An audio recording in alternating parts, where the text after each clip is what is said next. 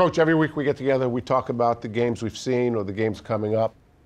But every week there's bye weeks. Sure. And we don't really talk about those teams very much. But let's talk about what goes on with bye weeks for a coaching staff.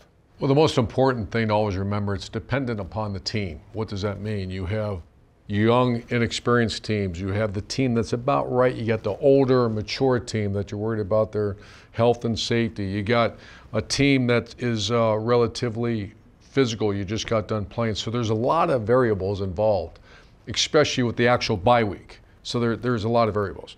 The thing I want to talk about is the week following the bye week. That's where we spend all our time. Most everyone always asks me, tell me about the bye week. Well, the bye week, you're going to practice 3 days a week. You're going to make sure they're rested, but you're going to work and fix things that need to be fixed. However, I spent more time focusing on the actual week or game week following the bye week. So, for example, this is a constant. Every Monday, we called it a +1. A +1 meant usually Tuesday, Wednesdays are the high workload days for a team. In a bye week, I bumped it to Monday, Tuesday. Why? Because I gave them the back half of the week even more time to get rested and heal their body, ready to go play that next game. So the bye week is critical. I think the game week following the bye week is even more critical. And what adjustments do you make? Take us through that following week. Yeah, so Tuesday, Wednesday, Tuesday's full pads, and it's the run game, first and normal and all that. Wednesday's more pass-oriented, third downs, red zone. So what I would do is instead of Tuesday, Wednesday, I'm going Monday, Tuesday, and then Wednesday the pads come off. There's no pads, no contact.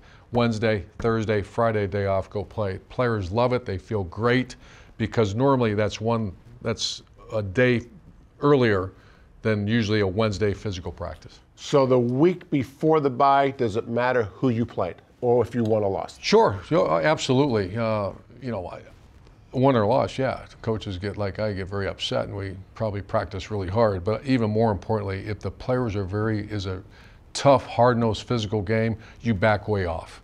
If it's a team that maybe, like example, Ohio State has had some relatively non-challenging games because they're just so much better than teams are playing, I would practice really hard because that's basically my game, because it's good on good. How about the week after the bye? Does it matter who you play? Yeah, I think so, but not really to me. It does as far as strategy, not as far as getting the team ready. What's the most important thing for a player? On Saturday, when that foot hits the ball, they feel like $1 million. Their body is fresh, they're in shape, and they're full speed, ready to go. That's always what I focused on, is when the foot hit the ball on Saturday, how does your player feel? So I'm on your team, but I don't start. I'm a second team guy. So this is a great conversation. Do I practice more? Do I practice less? Do I get the scrimmage? What do I do? All right, great conversation. So the question is, I'm a backup player. I used to, like you did, I think. There's a lot of coaches scrimmage those guys, and I mean full scrimmage. Right. And I did it. And then sure enough, at Ohio State, we did it, and our backup defensive end and a linebacker who was my star in special teams got hurt. And I almost passed out at practice. I'm like, why did I do that? You know, we got a good football team. You can still practice hard without taking them to the ground.